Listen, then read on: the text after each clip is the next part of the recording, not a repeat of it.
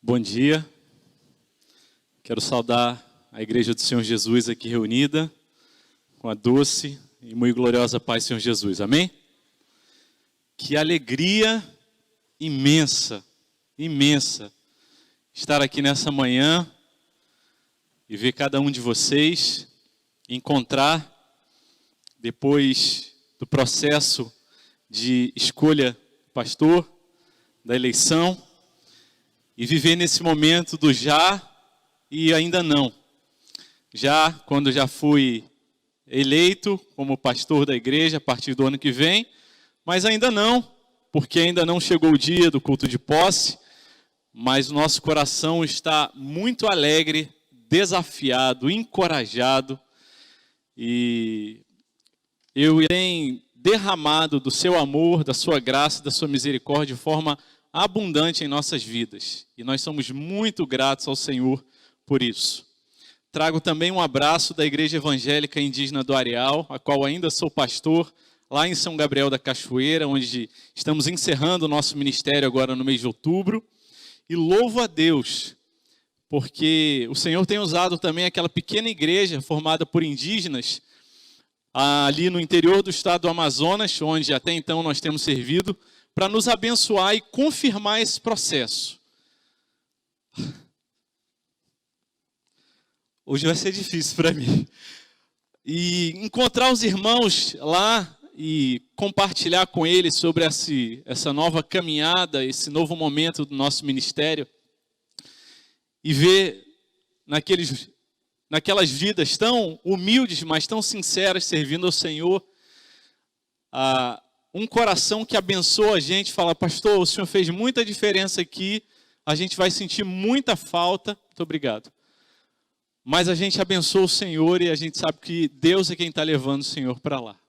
Então eu trago um abraço desses irmãos, lá da igreja indígena, e louvo a Deus por essa maravilhosa oportunidade que a gente tem nessa manhã de compartilhar aquilo que de mais precioso nós temos na nossa existência, a palavra do Senhor. Quero convidar você nessa manhã a abrir a palavra de Deus no livro de Neemias, no capítulo 1. Joia.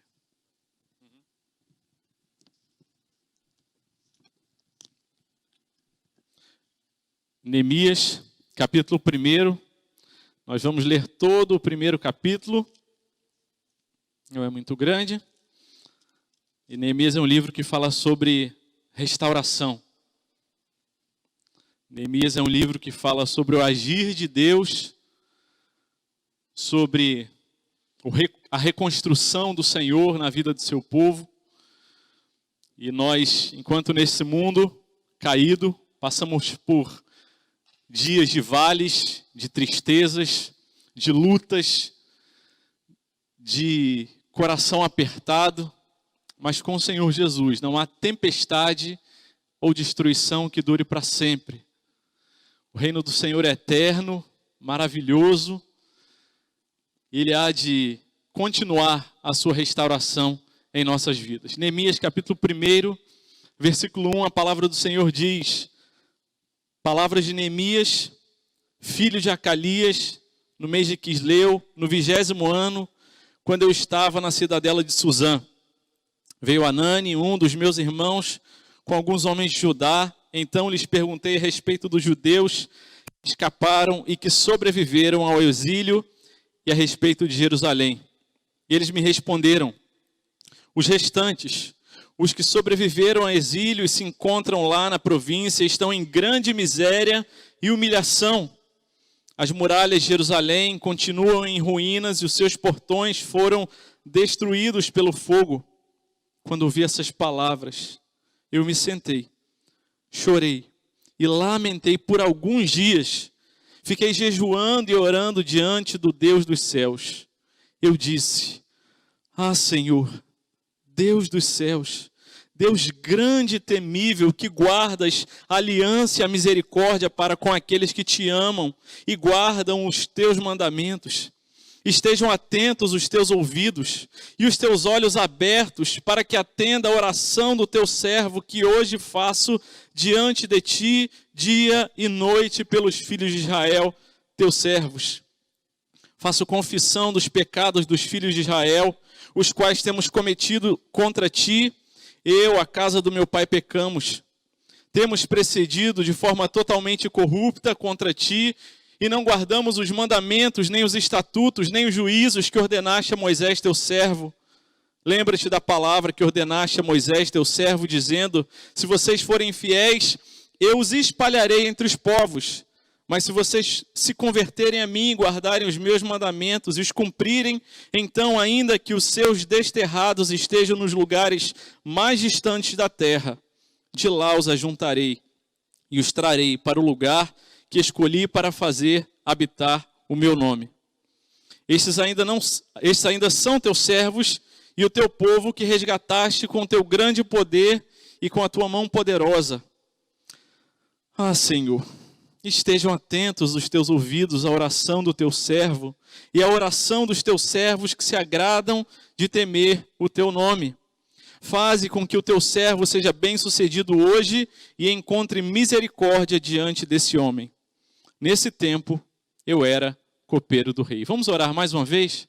Senhor amado, nós louvamos o teu nome, nós te bendizemos e exaltamos ao Senhor nessa manhã, pela tua palavra lida, pela liberdade que temos em nosso país de ler, refletir, pregar a tua palavra. Louvado seja o teu nome.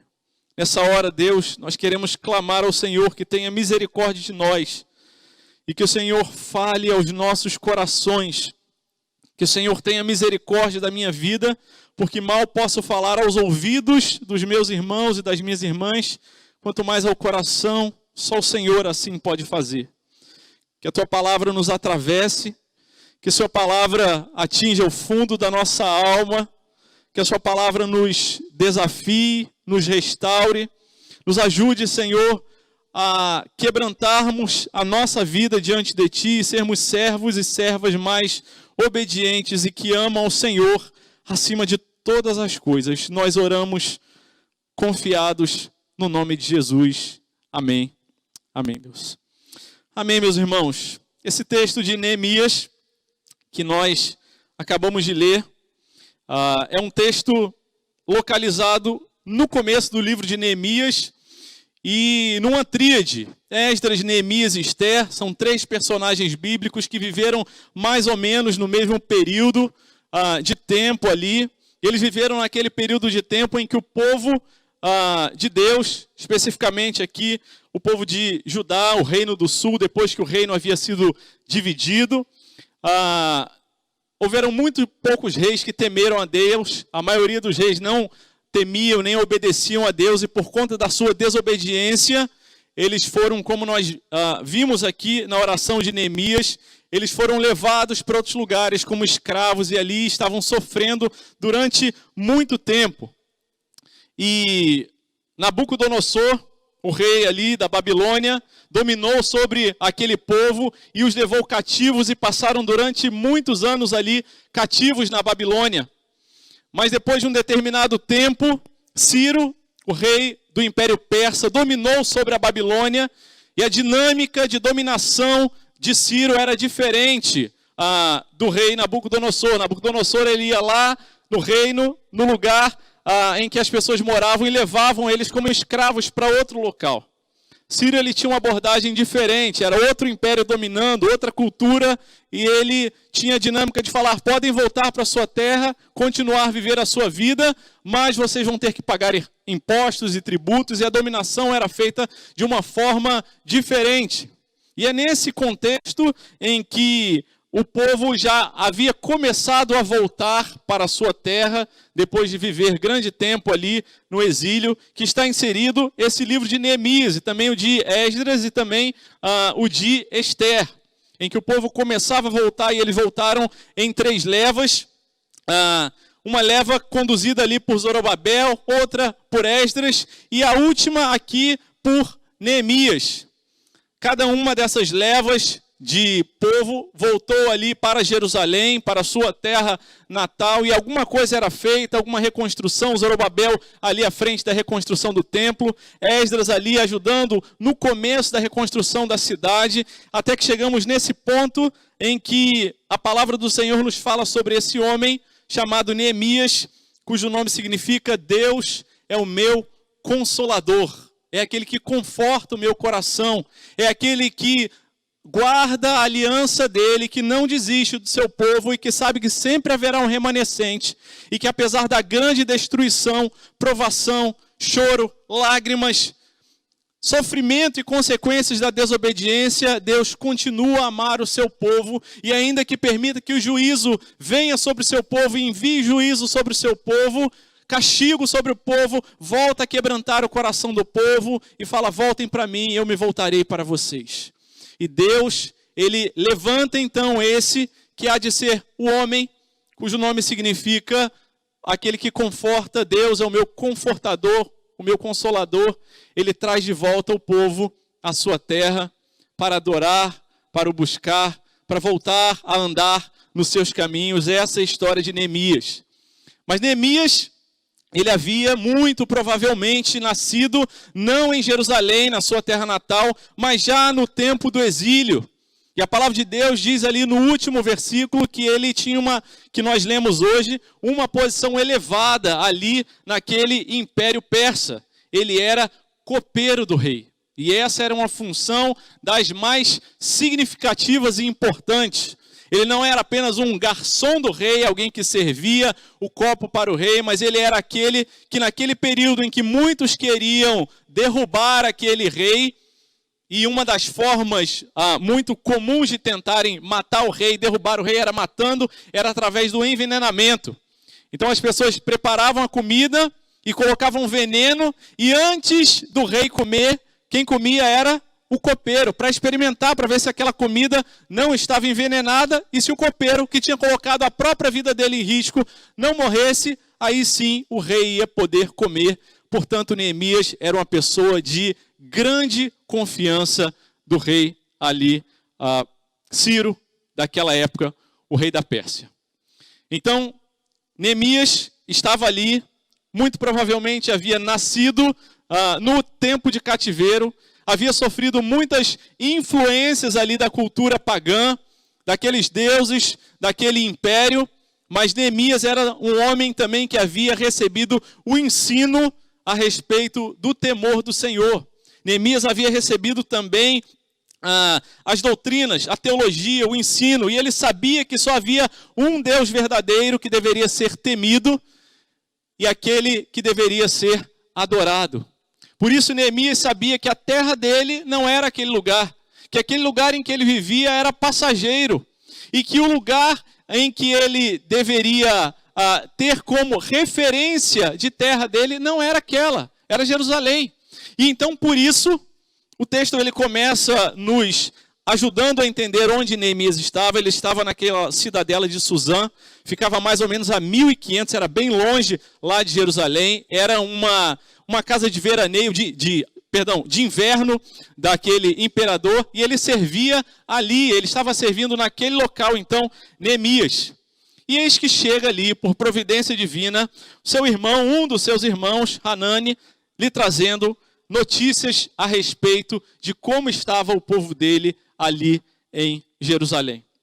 Eles haviam ali trazido aquelas notícias, e ele diz que os restantes, o remanescente, aqueles que haviam sobrevivido, estavam levando uma vida muito difícil, muito ruim, miséria, fome, injustiça social, violência, tanta coisa acontecia ali naquela cidade tão amada pelo povo, que fazia o povo suspirar de saudade. Ele recebe essas notícias e a palavra de Deus diz que quando ele ouviu essas palavras, ele se sentou, chorou e lamentou.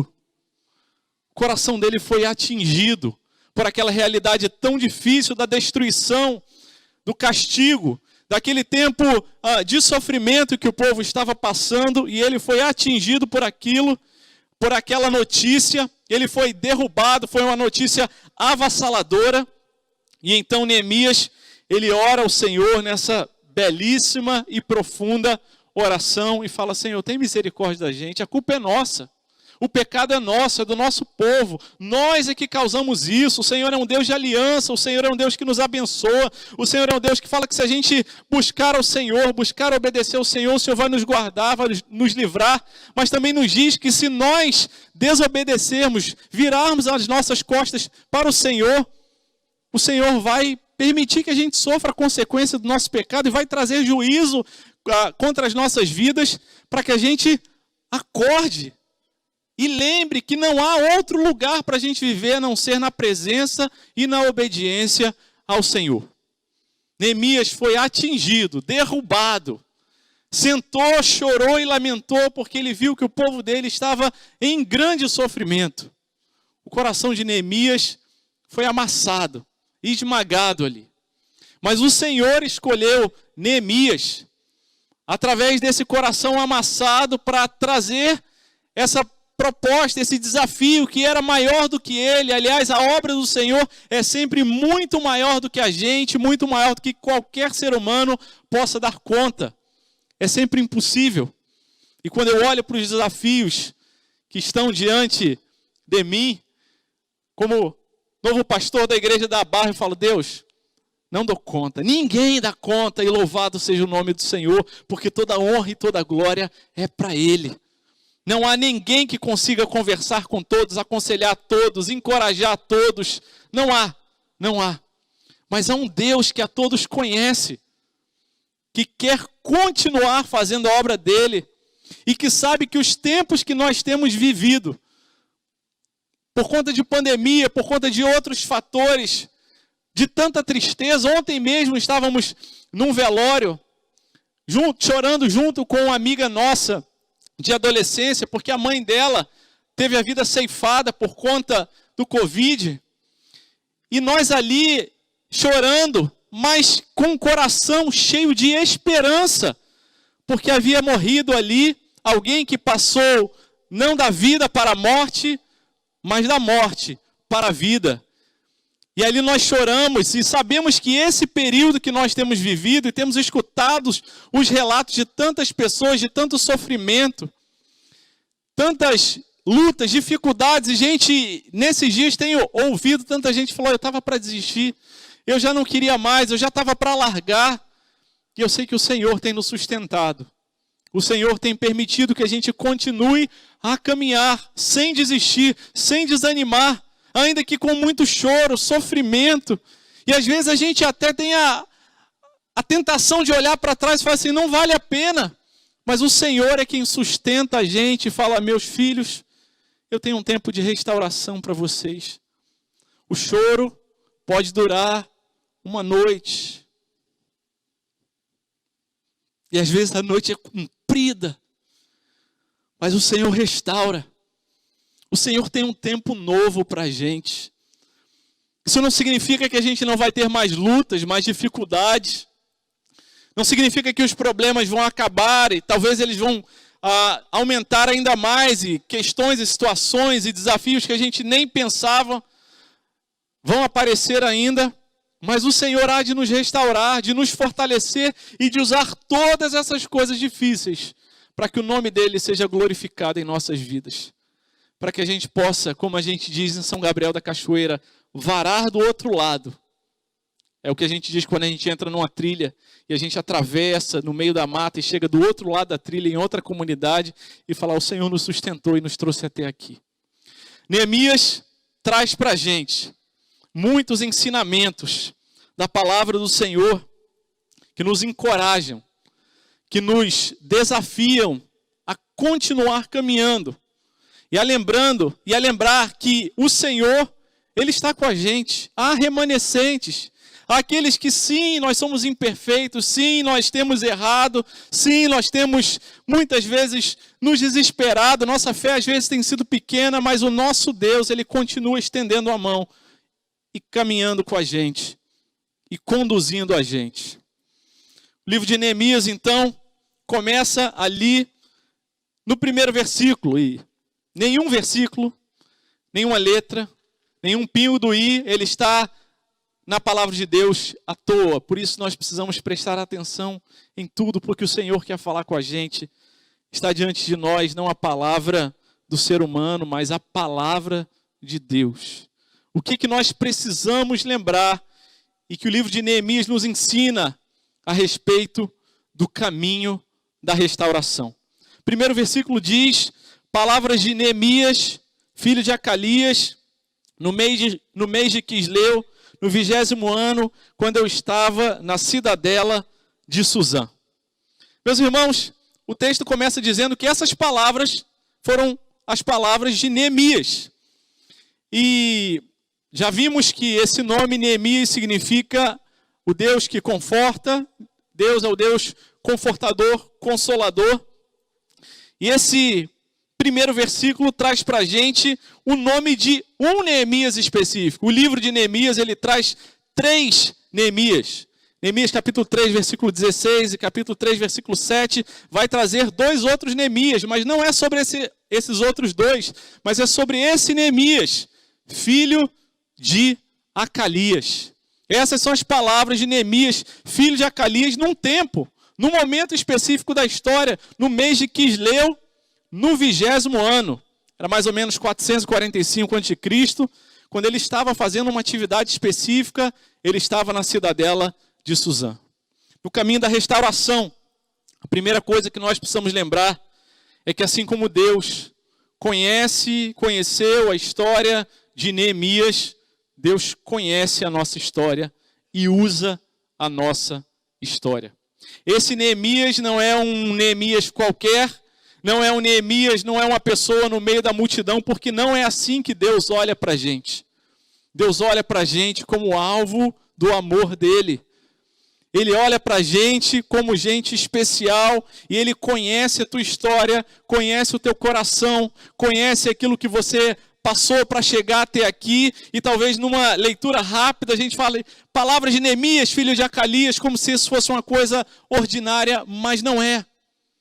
Ele era filho de Acalias, ele tinha os seus parentes, os seus ascendentes, e até que a história dele o conduziu até aquele momento, até aquela situação específica em que deu certo, as coisas combinaram para aquele momento, debaixo da providência, da soberania de Deus, porque Deus conhece a nossa história e Deus não esqueceu de nenhum de nós. Conhece o seu choro, a sua lágrima, conhece a sua falta de fé, a minha falta de fé, a nossa ansiedade, o nosso desejo de querer controlar todas as coisas, a nossa insatisfação, a nossa vontade de fazer a justiça do nosso próprio jeito e o nosso pecado de não confiar que Deus continua soberano sobre todas as coisas. Deus conhece a nossa história e quer usar a nossa história do jeito que a gente é, para que o nome dele seja glorificado, para que a gente seja restaurado, e naquilo que a gente precisa mudar, ele quer trabalhar. Naquilo que ele já nos deu de capacidade, de habilidade, de oportunidade, de talento, ele quer nos usar para a glória dele, para que outros sejam restaurados. Assim Deus fez com Neemias. E nessa tríade Esdras, Neemias e Esther, a história de Esther é uma história maravilhosa. E ali em Esther, no capítulo 4, versículo 14, nós vamos ler uma das partes mais lindas do livro de Esther, que diz, Esther conversando com Mordecai, em Esther capítulo 4, versículo 14, ela diz, porque se eu ficar calada agora, de outro lugar virá socorro e livramento para os judeus. Os judeus estavam sendo ameaçados de morte ali, havia uma conspiração para matar os judeus. Mas você e a casa do seu pai perecerão. Mordecai está falando para a sua sobrinha Esther. Mas, e esse versículo atinge a minha alma até o profundo, diz, mas quem sabe, se não foi para uma conjuntura como esta, que você foi elevada à condição de rainha. Quem sabe, se não foi para uma conjuntura, para uma união de eventos, para um conjunto de fatos que foge ao nosso controle, mas não foge ao controle de Deus. Foi exatamente para esse momento, para essa plenitude dos tempos, que Deus tem mantido você vivo. Talvez muitos de nós tenhamos aqui testemunhos para dar de pessoas que eram mais novas, tinham mais saúde, que se cuidaram e que não estão mais aqui. Mas o Senhor tem nos sustentado. O Senhor tem nos dado vida, saúde. O Senhor tem nos suportado até aqui. E apesar das coisas que trazem dor para a nossa alma, daquilo que a gente não concorda, mas o Senhor tem te trazido até aqui. Quem sabe não foi para essa conjuntura, para que você faça parte dessa restauração que Deus, doravante, começa a fazer. Daqui para frente Deus está inaugurando.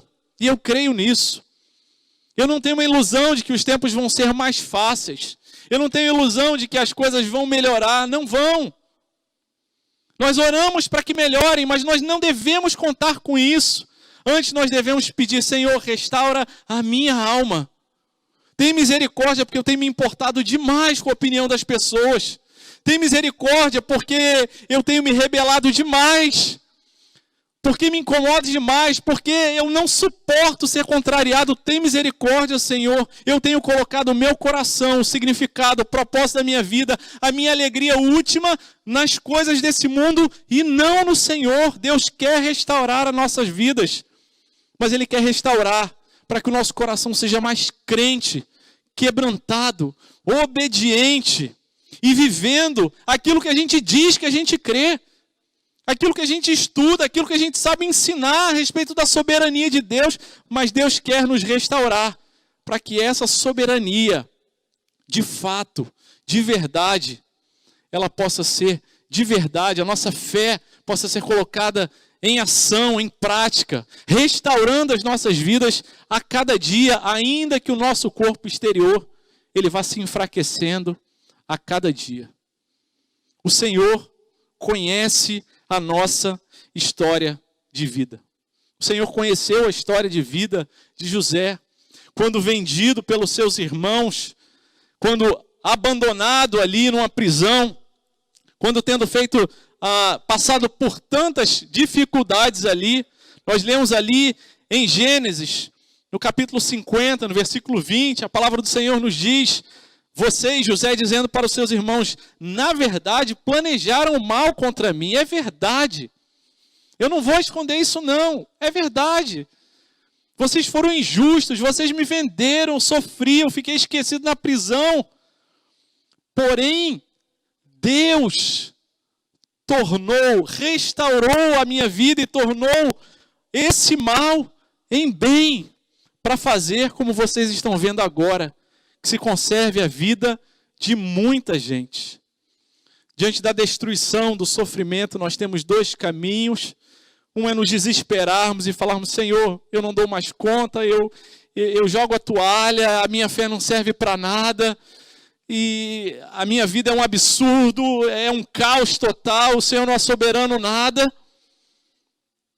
Ou com a graça, com o auxílio de Deus e do seu Espírito Santo, nós temos o caminho da rendição e falar: Senhor, tem misericórdia, me ajuda. Meus irmãos, o Senhor conhece a sua história. Você não é uma qualquer no meio da multidão, esquecido, levado pelo destino, pela aleatoriedade da vida, não. O Senhor conhece a sua vida, sabe dos seus choros. Sabe, quem sabe que você veio hoje aqui dizendo: é o último dia que eu venho, eu não venho mais. Ou quem sabe você está ouvindo pela internet falando assim: eu já não tenho mais esperança de que alguma coisa mude. No começo eu falava: vai durar uma semana, vai durar um mês, vai durar 6 meses, e a coisa vai se arrastando e se arrastando. E a pandemia vai passar um dia, mas esse mundo vai continuar sendo um mundo danificado, estragado pelo pecado, um mundo em que nós passamos por sofrimentos. E a restauração precisa começar dentro do nosso coração. Se a gente for ficar esperando que as coisas se equilibrem nesse mundo, que a gente consiga de fato se entender e que cada um possa realmente dar oportunidade e voz para o outro e a gente discutir. Enquanto a gente estiver esperando no ser humano, a gente não vai ser restaurado. Mas quando a gente lembrar que a nossa vida está nas mãos de Deus e que Deus é soberano sobre todas essas coisas boas e ruins que têm acontecido nas nossas vidas, assim a nossa restauração começa a caminhar na plenitude dos tempos, no tempo que Deus tem para as nossas vidas. João capítulo 1, versículo 43, a palavra de Deus diz assim: no dia imediato, resolveu Jesus partir para a Galileia e encontrou a Filipe, a quem disse: segue-me. Ora, Filipe era de Betsaida, cidade de André e de Pedro. Filipe encontrou a Natanael e disse-lhe: achamos aquele de quem Moisés escreveu na lei e a quem se referiam os profetas, Jesus o Nazareno, filho de José. Versículo 46 diz: perguntou-lhe Natanael: de Nazaré pode sair alguma coisa boa? Respondeu-lhe Filipe: vem ver. No versículo 47, Jesus viu Natanael aproximar-se e disse a seu respeito: eis um verdadeiro israelita em quem não há dolo. Versículo 48, perguntou-lhe Natanael: de onde me conhece? Respondeu-lhe Jesus: antes de Filipe te chamar, eu te vi quando estavas debaixo da figueira. Antes de você ter consciência a respeito de Deus, Deus já conhecia você, já conhecia a sua história. O Salmo 139 nos ensina isso. Ainda éramos uma substância sem forma, e Deus já nos amava, já nos conhecia. E os nossos dias escritos no seu livro estão. O Senhor conhece e quer usar a nossa história. Ele quer usar a nossa história para restaurar a vida de outros. Ele quer restaurar a sua própria vida para que o nome dele seja glorificado entre as nações, entre aqueles que estão perto, aqueles que estão longe, aqueles com os quais você convive, aqueles com os quais nós convivemos aqui na igreja. Deus quer usar a sua igreja, cada um, cada membro, para ministrar restauração na vida um do outro. E a palavra de Deus segue dizendo ainda em Neemias, no capítulo 2, a palavra nos diz: veio Anani, um dos meus irmãos, com alguns homens de Judá. Então lhes perguntei a respeito dos judeus que escaparam e que sobreviveram ao exílio e a respeito de Jerusalém. E eles me responderam: os restantes, os que sobreviveram ao exílio e se encontraram lá na província, estão em grande miséria e humilhação. As muralhas de Jerusalém continuam em ruínas e os seus portões foram destruídos pelo fogo. Se, em primeiro lugar, meus irmãos, para trilharmos o caminho da restauração, precisamos lembrar que Deus conhece e quer usar a nossa história. Em segundo lugar, nós precisamos fazer perguntas para gente séria, para gente crente de verdade. Nós precisamos abrir o nosso coração e o nosso interesse sincero para saber a respeito da vida do nosso irmão, não com o intuito de fofoca, fuxico, não apenas para ser relações públicas que fica falando a respeito dos outros, mas com interesse legítimo, como alguém que quer realmente se importar com os outros. Passa por aí o caminho da nossa restauração. Passa por aí o caminho da obra de Deus restaurando as nossas vidas. Parar de olhar só para nós mesmos, para a nossa situação confortável, muitas vezes, como copeiro do rei, que vivia na corte, ali em condições muito favoráveis, confortáveis, mas ter a ousadia de fazer perguntas e de escutar as respostas. Anani, diz a palavra do Senhor, ele era um dos irmãos ali de Neemias, e no capítulo 7, versículo 2, diz que ele estava ali, Anani e Ananias, e eles eram homens que eram tementes e fiéis a Deus. Era gente que tinha uma palavra importante, séria e confiável, em quem Neemias poderia colocar a sua confiança e pegar essas informações e perguntar e querer saber, porque o caminho da restauração passa por aí, da gente parar de olhar só para nós mesmos. E muitas vezes, a gente continua vivendo uma vida de miséria espiritual, porque a gente sente tanta pena da gente mesmo, a gente se sente o coitadinho, o menor, o mais fraco, o esquecido. A gente esquece que Deus, Ele conhece a nossa história, que Deus tem trabalhado nas nossas vidas, e a gente só fica olhando para a gente. E muitas vezes começa, Deus, a restauração em nossas vidas, quando nós começamos a olhar para os nossos irmãos, para a necessidade que está ao nosso redor, para aquilo que está gritando ali do nosso lado. É gente que precisa de atenção, gente que precisa ouvir, de fato e de verdade, alguém perguntar para ele: está tudo bem com você? Eu posso ser útil na sua vida? E meus irmãos, isso é mais pandêmico do que a pandemia do coronavírus. As pessoas precisam muito de atenção. E chega a ser até estranho quando a gente se achega a alguém e pergunta com sinceridade para ela: está tudo bem com você? As pessoas se espantam e falam: mas por que você está perguntando isso? Por que você está se importando comigo? Você vai fazer alguma coisa? No mínimo, chorar com os que choram a gente pode. E a gente precisa. E a gente deve.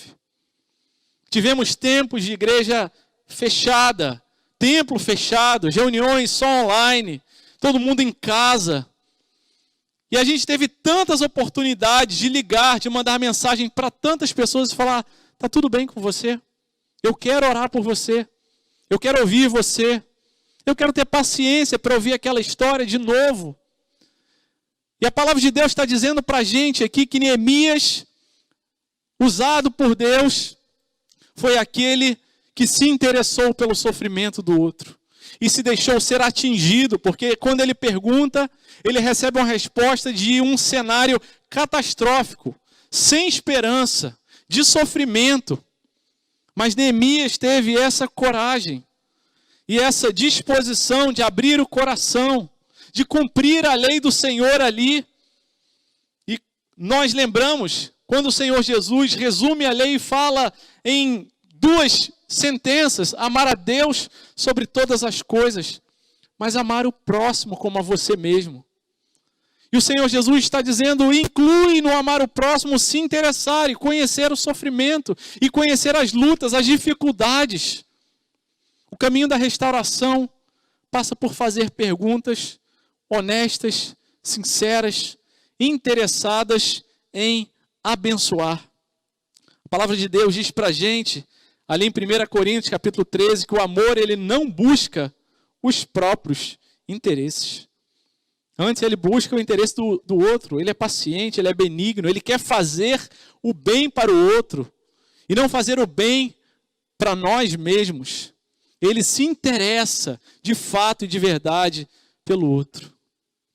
Ele olha para o outro e vê no outro muitas vezes um diferente, alguém que tem uma opinião diametralmente oposta em algum assunto, mas ele ama e ele se interessa. Ele não deixa as diferenças criarem raízes de amargura, antes ele ora.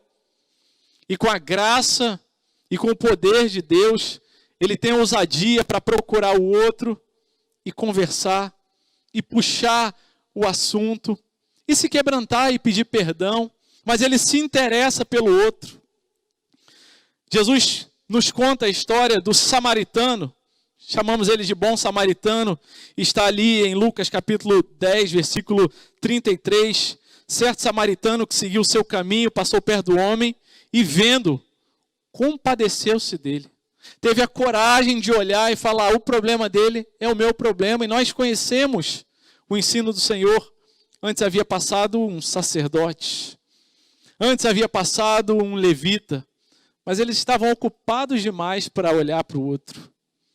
Eles estavam atarefados demais com as suas atividades religiosas para gastar aquele recurso que todos temos iguais, o tempo dele, com o outro. E meus irmãos, se de fato nós queremos que a nossa igreja viva novos tempos, que cada família, cada vida viva novos tempos. Nós não podemos continuar vivendo na casa de Deus, na família de Deus, como quem espera um garçom vir servir a você, mas é necessário que a gente esteja pronto para servir aos outros e se interessar pelos outros. Eu sei que há grandes expectativas. Como é que vai ser o novo pastor? Será que ele vai pregar bem? Será que ele vai pregar mal? Será que ele vai implicar com alguma coisa? Será que ele vai mudar alguma coisa? Essa expectativa é natural do nosso coração. Eu pensaria as mesmas coisas. Mas o natural a gente não precisa fazer força. A gente não precisa ficar atento, porque ele acontece naturalmente. Mas o desafio da palavra de Deus é: abra os olhos para servir, para fazer perguntas, para saber onde estão as oportunidades que Deus tem nos dado para servir a Ele. Meus irmãos, mas nós não precisamos achar que vamos fazer isso na nossa própria força. Não vamos. Não vamos dar conta. Nós podemos até sair daqui, dessa manhã, com o coração aquecido, falando: que palavra legal, estou encorajado, agora vai, agora eu vou servir. Mas a nossa carne, ela não morre. A gente precisa mortificá-la a cada dia, o que a palavra de Deus nos diz. Ela vai insistir, de falar: não, mas você está muito ocupado, você está muito cansado, você tem muito problema. Essa é a nossa carne, esse é o nosso pensamento, esse é o nosso modo natural. Mas com a graça de Deus, possamos estar rendidos diante do Senhor, falando: Senhor, que não seja feita a minha, mas a tua vontade, que o Senhor Jesus faça essa obra que eu não consigo realizar, por mais que eu me esforce. Que o Senhor Jesus, esse que se interessou, que deixou o seu lugar nos céus, à destra do Pai, e se humilhou, e assumiu a forma de carne, e passou por todos os sofrimentos que a gente passa, e que olha para a gente e fala: meu filho, eu quero saber de você, eu me importo com você. É o nosso exemplo, a nossa inspiração, mas também a nossa força, aquele que, abrindo nós o coração, há de fazer a obra de restauração, quando nós tivermos coragem de fazer perguntas e ouvir as respostas. Que a nossa pergunta, o nosso questionamento, quando perguntamos: está tudo bem com você? Seja de fato e de verdade. Eu pedi para um irmão aqui da igreja, eu falei assim, não vou falar o nome dele, mas eu falei assim: cara, eu queria conhecer mais de você, aliás, eu quero conhecer a respeito de todos. Eu falei assim: queria que você gravasse um áudiozinho e mandasse para mim ali no WhatsApp, um podcastzinho. Eu quero saber a respeito da sua história, das suas lutas, seus pedidos de oração. E que bom seria se cada um de nós tivéssemos essa oportunidade de fazer uns com os outros. Será que a gente conhece quem está do nosso lado? As lutas, as dificuldades, os problemas. E eu não quero que a gente vire uma igreja que fofoca, que fala um da vida do outro, que um está se metendo na vida do outro. Não é isso. Mas precisamos ser uma igreja que tem um coração disponível e interessado para abençoar o outro. Para lembrar que a palavra do Senhor nos ordena que a gente ame ao próximo como a gente ama a nós mesmos. Para a gente amar a gente mesmo, a gente não precisa fazer muita força. Mas para amar o próximo, e é por isso que há uma ordem da palavra de Deus: ame ao próximo, se interesse pelo outro. Não deixe o outro continuar vivendo do seu lado como se estivesse tudo bem. Eu quero restaurar a vida dele, eu quero restaurar a sua vida, usando você como ferramenta. E muitas vezes a nossa vida espiritual ela está enferrujada. A gente continua patinando, e não andando, mas a gente não sai do lugar porque a gente está olhando só para a gente mesmo, quando a palavra de Deus está dizendo: olha para o outro, que eu vou começar a colocar óleo nas suas engrenagens espirituais. E no começo até dói, vai rangendo, mas depois vai soltando, e a glória do Senhor vai resplandecendo aquela ferramenta brilhante, nova. E a glória não é da ferramenta, não é do instrumento, mas a honra e a glória da restauração é e sempre será do nosso Deus. Terceiro e último ponto dessa primeira parte, com a graça de Deus, na semana que vem nós vamos concluir esse primeiro capítulo de Neemias. A palavra do Senhor nos diz ali no versículo 4. Quando eu vi essas palavras, eu me sentei, chorei e lamentei por alguns dias. Fiquei jejuando e orando diante do Deus dos céus. Em terceiro lugar, meus irmãos, o caminho da restauração passa pela estrada da compaixão e da oração. E nesse ponto em que nós chegamos dessa reflexão, em que nós vemos Neemias sendo atingido pelas notícias, nós vemos um princípio tão importante da liderança cristã. Nossa tendência natural é, diante dos problemas, das dificuldades, é já pensar o que eu vou fazer, como é que eu vou resolver essa situação, como é que eu vou dar conta, como é que eu vou procurar fulano e mobilizar recursos e correr para lá e para cá, que estratégia que eu vou desenvolver. E nós ouvimos Neemias, muito antes de se levantar e de começar a fazer alguma coisa, ele se assenta. A impressão que dá, a imagem que nós temos é como se ele tivesse desabado ali, sentado, e falou assim: meu Deus, está muito pior do que eu pensava. Eu não sabia que estava tão ruim, que estava tão complicado lá em Jerusalém. E ele sentou e chorou e lamentou e achou ruim, e o seu coração ficou ferido por causa daquelas notícias. Ele teve compaixão. Ele vivia numa vida confortável, mas ele sabia que os seus irmãos, o seu povo estava em grande sofrimento, humilhação, vergonha, miséria, fome. E por isso ele foi quebrantado. Mas isso não acontece na nossa própria força. Não tem como a gente falar: olha, você também precisa ter compaixão. A gente pode falar, mas como é que a gente produz compaixão baseada na nossa própria força, no nosso próprio raciocínio, nas nossas próprias articulações emocionais, teológicas, psicológicas? Não há quem produza a não ser o Espírito Santo de Deus nas nossas vidas. E ele vem, e ele está em nós, e ele nos visita, e ele fala: abre o teu coração, chora com os que choram, sofre com os que sofrem. Olha esses que estão passando tantos sofrimentos, a respeito do qual as informações e notícias têm chegado até você, e você tem desprezado. Porque no começo a gente acha ruim, é desconfortável, a gente quase se importa, mas parece que daqui a pouco aquela coisa começa a ficar rotineira e a gente está acostumado a passar por aquele lugar de sofrimento, onde a gente vê uma pessoa ali padecendo, mas a gente já passou tantas vezes que aquela pessoa se torna invisível e parte do cenário. Aquele sofrimento nem sensibiliza, nem afeta mais a gente. A palavra de Deus nos desafia: Senhor, dá-nos graça de sermos gente que tem compaixão. Tira de nós o coração de pedra e coloca de novo um coração de carne. Essa é a restauração de Deus para as nossas vidas. Eu tenho escutado muitas histórias. Muita gente tem me procurado, eu tenho procurado muita gente, quero ouvir muitas outras.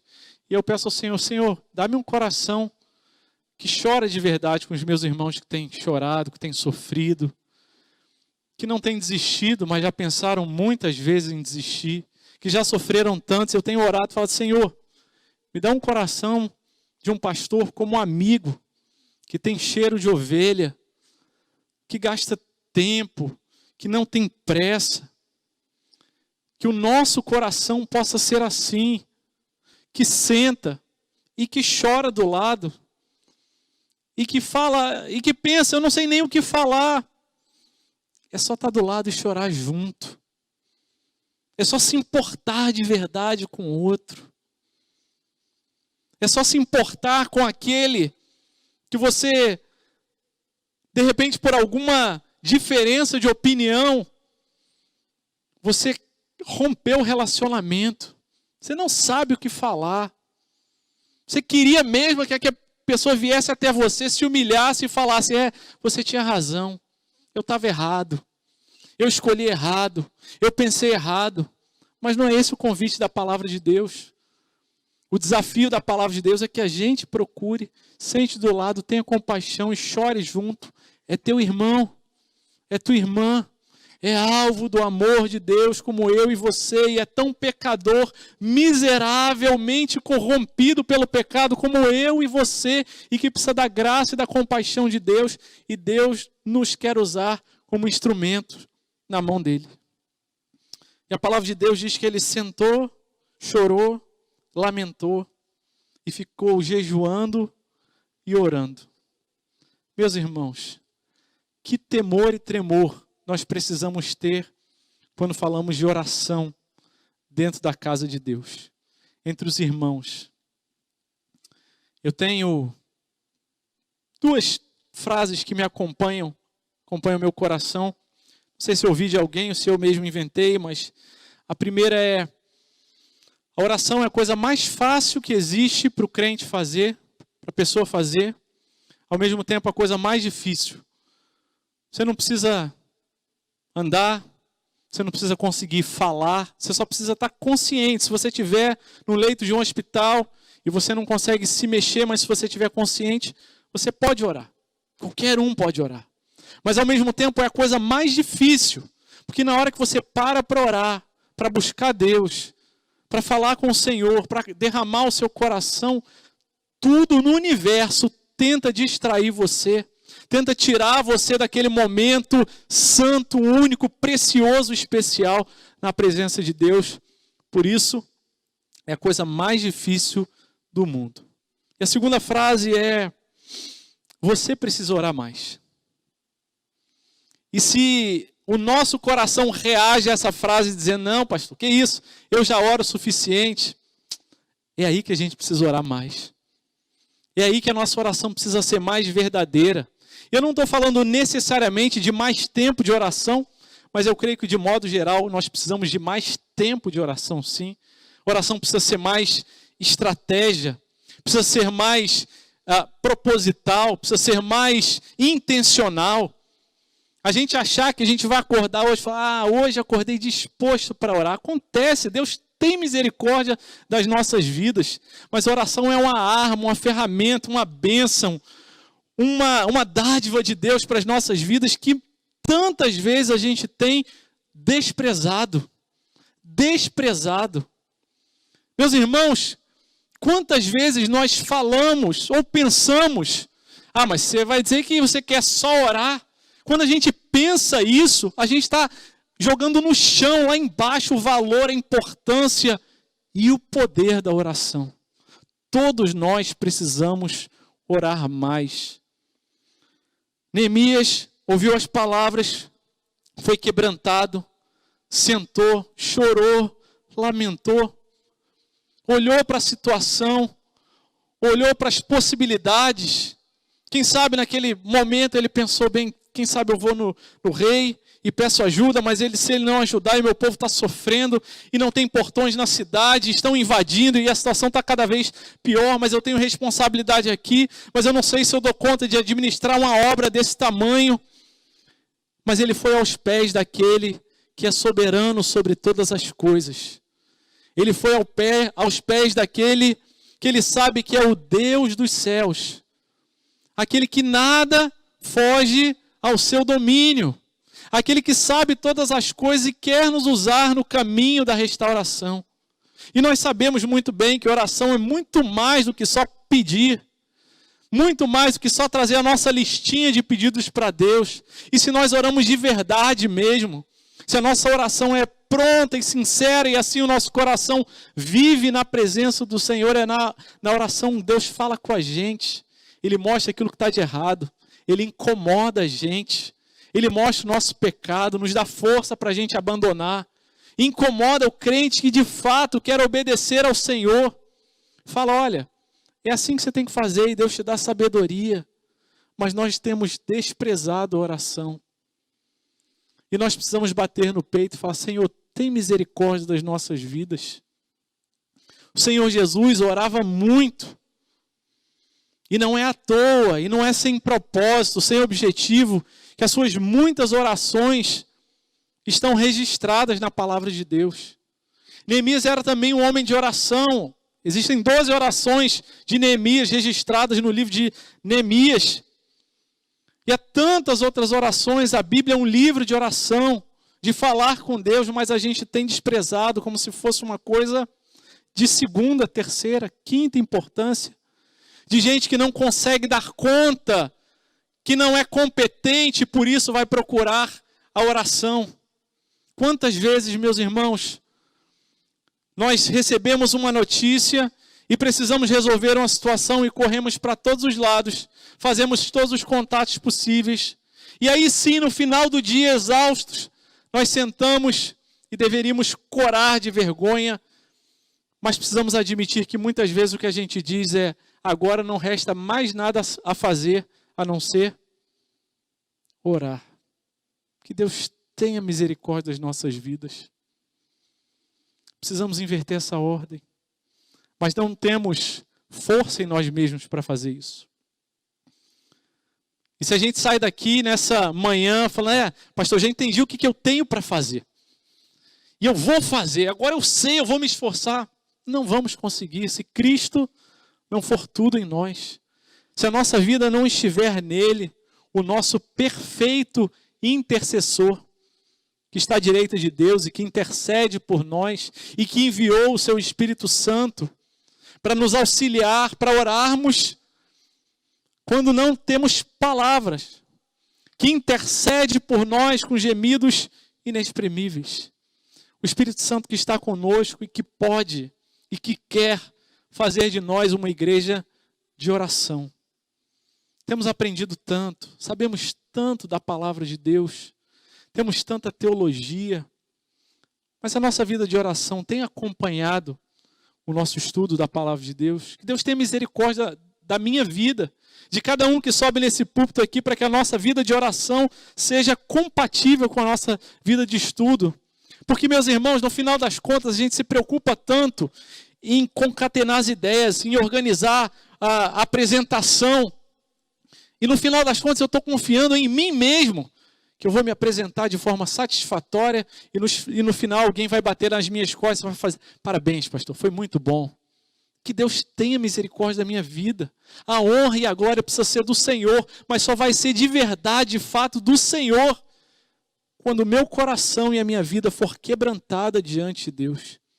Que a Igreja Presbiteriana da Barra seja conhecida por uma igreja como uma igreja que ora, que busca a Deus, que se quebranta na presença de Deus, que faz isso intencionalmente, que não espera ter vontade. Ah, que bom, hoje eu estou com vontade. Hoje organizaram. Não, que cada família, cada um tem esse espírito de oração, de quebrantamento, de intencionalidade, de investir tempo e não pensar que está perdendo tempo orando. Persevere, continue orando, continue buscando ao Senhor, continue em nome de Jesus, tendo a atitude de Maria. Ela escolheu a melhor parte. Marta estava agitada ali, mas Maria, ela escolheu ali a melhor parte, aos pés do seu Salvador. Ela sentou ali e ficou ouvindo, e ficou falando e conversando. Que o Senhor nos dê essa graça. Meus irmãos, quantos esquemas, projetos eu já tenho pensado e falado: bem, a gente precisa trabalhar com a igreja assim, assim, essa área, mas que Deus tenha misericórdia da minha vida, para que acima de todas essas coisas haja em nós um compromisso de verdade, maduro, de oração, uns pelos outros, em nome de Jesus. Esse é o caminho da restauração. Em uma determinada situação em que estávamos em São Gabriel da Cachoeira, eu fui convidado para participar de uma missão de atendimento médico, numa comunidade que ficava uns 2 para 3 dias de distância de viagem. O primeiro dia de barco, segundo no Rio Grande, o segundo dia no Igarapé Menor, e o terceiro dia era numa trilha no meio da mata. Deu umas 3 para 4 horas. E naquele tempo em que eu estava ali, atrás de um guia, que era um guia da região, eu me lembrava que eu não podia perder de vista aquele guia. o grupo era um pouco grande, então tinham vários guias, e afoito não, confesse seu pecado, pastor André, ansioso do jeito que você é claro que ele tinha que estar pronto antes dos outros, e ir atrás do primeiro guia. E aí eu fui ali, um grupo pequeno, porque o pessoal ainda estava se arrumando, e aquele guia saiu, um guia da região, eu levando a minha mochila, as minhas coisas, e ele ali na frente, com seu cestinho pequenininho, um pouquinho de farinha, e ele ia ali, ele estava em casa, andando ali no meio da mata, e era um terreno acidentado, descidas, subidas, passava por lama, passava por buracos, por troncos, e eu sabia que eu precisava continuar andando, mantendo aquele ritmo, olhando para aquele guia, mas ao mesmo tempo olhando para as coisas que estavam ao redor da minha caminhada ali. Porque tinha tronco que eu podia tropeçar, tinha tronco que eu podia bater a cabeça, às vezes precisava baixar. Mas o fato é que eu precisava andar em todo o tempo atento. E ainda precisava respirar. Porque a mochila era pesada e o guia não tinha pena da gente. Ele era um cara da região, falou, se quiser você me segue, senão o problema é seu. Mas assim precisa ser a nossa vida de oração, atenta, vigilante, perseverante, olhando para o nosso guia, autor e consumador da nossa fé, mas perseverante, não desanimar, não olhar para trás. E quem sabe nós já tentamos tantas e tantas vezes. Quem sabe a gente tentou tantas e tantas situações, firmar um propósito diante de Deus. E mais uma vez eu falo, Senhor, tem misericórdia de nós. A gente, por nossas próprias forças, vamos fracassar de novo. E vamos ficar frustrados de novo. Mas se de tudo que nessa manhã foi dito, alguma coisa a gente puder precisar escolher, eu falo, Senhor, nos ajuda a gente e nos ensina a orar. A ser gente de oração, que tem uma vida quebrantada, constante, orando sem cessar na tua presença, em nome de Jesus. Uma grande restauração Deus fez através da vida de Neemias. Ele não era perfeito, mas ele apontava para Jesus, o perfeito restaurador, que restaura o nosso coração, as nossas vidas, as nossas famílias, a nossa igreja, que não precisa, não deve, não tem que ficar esperando a restauração desse mundo. Esse mundo não vai estar restaurado, não. Nós precisamos trabalhar para que Deus e o reino dele chegue na vida de cada um. Mas a gente não tem que ter expectativa de que as coisas desse mundo vão melhorar por elas mesmas. Não vão. Mas que o Senhor opere em nossos corações a restauração que ele tem proposto, que ele quer fazer em nossas vidas. Que a gente lembre que a nossa história está nas mãos dele. Que a gente lembre que Deus quer que a gente faça perguntas sinceramente interessadas no bem do outro. Que Deus nos dê a graça de ter uma vida de compaixão e de oração na presença dele, em nome de Jesus. Vamos orar ao Senhor mais uma vez? Feche seus olhos, abaixe sua cabeça. Deus amado, louvado seja o teu nome. Muito obrigado pela tua palavra, lida, exposta nessa manhã, que nos desafia, nos encoraja, nos desperta, afronta o nosso pecado, a nossa letargia espiritual. Senhor, tem misericórdia de nós, opera em nossas vidas. Entendemos, com a graça do Senhor, nós conseguimos entender o que foi explicado aqui.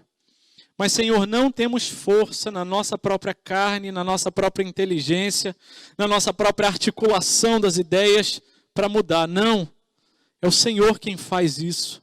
Por isso nós queremos pedir perdão ao Senhor nessa manhã, Pai. Tem misericórdia de nós. Muitas vezes temos esquecido que o Senhor é soberano e que a nossa história está nas tuas mãos e o Senhor assim a conduz para a tua glória. Tem misericórdia de nós. Se temos sofrido, mesmo sem entender, o Senhor não esqueceu da gente. Senhor, tem misericórdia de nós se temos olhado demais só para nós mesmos e temos esquecido da restauração que o Senhor quer fazer na vida dos nossos irmãos, das nossas irmãs, do nosso próximo, aquele que caminha ao nosso lado, no nosso trabalho, na nossa vizinhança, por onde andamos. Tem misericórdia de nós, dá-nos, Senhor, a graça de sermos boca do Senhor, para nos interessarmos por aqueles que o Senhor tem colocado ao nosso redor e que têm sofrido. E, Senhor, faz o milagre, Pai, do nosso coração ser quebrantado, em perceber e ter compaixão daquele que está ao nosso redor, Pai, aquele que está à nossa volta. De não apenas ter uma informação racional, mas uma informação que cai no coração e nos leva a nos sentar diante do Senhor, a nos quebrantar, a chorar, a jejuar, a buscar o Senhor. Tem misericórdia de nós. Que a tua restauração, o teu novo tempo, a glória do Senhor venha resplandecer ainda mais e mais em nossas vidas. Nós te louvamos, nós te bendizemos e te exaltamos. Em nome de Jesus. Amém e amém, Deus.